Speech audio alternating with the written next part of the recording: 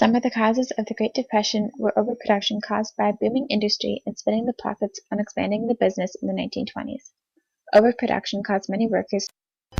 The government was also moving away from a laissez-faire approach, which translates into wait and see, meaning the government did not interfere with the economy, but eventually moved towards a hands-on, interactive method. Canada also highly depended on their staple. Canada had difficulties selling crops because Australia, Argentina, and the United States all were being successful in the farming industry while Canada's prairies were going through a drought. This 8-year drought caused a chain reaction of a variety of other businesses resulting in termination, such as wheat shipping or grinding, which impacted mills and railways.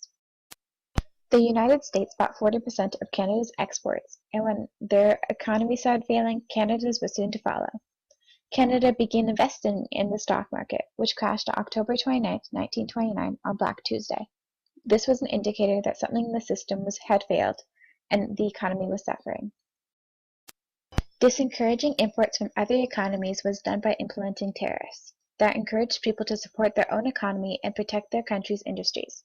Tariffs are duty, which is money collected on goods entering the country.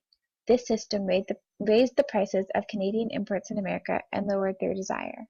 Furthermore, the causes of the Great Canadian Depression was at the end of World War I, overproduction, and dependency of other economies, Black Tuesday, and international debt.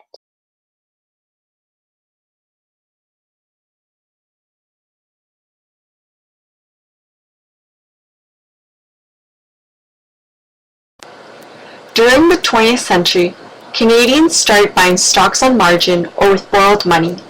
This was called speculating and caused inflation in the stock prices. Despite indicators that the staple prices were falling, people were still buying stocks. This caused investors to lose confidence in their companies and sell their stocks in large quantities, causing the price of the stock to plummet. The economy can only contain the fall for so long, and on October 29, 1929, the stock market crashed. This day is also known as Black Tuesday. Many people lost everything, especially those who bought on margin. Although not a lot of Canadians owned stocks, millions were affected. They were affected because companies went bankrupt, leaving individuals out of jobs or also bankrupt.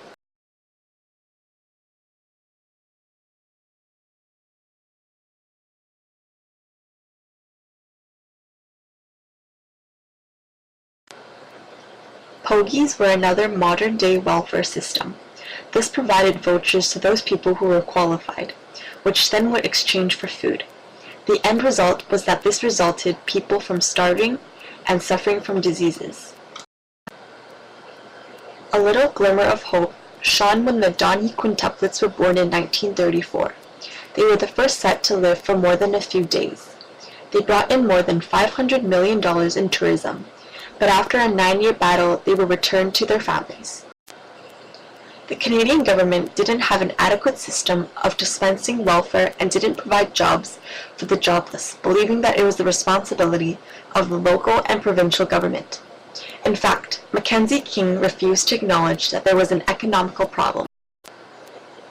Local governments refused to aid single homeless men, so between 1932 and 1936, Canada set up an unemployment relief camp.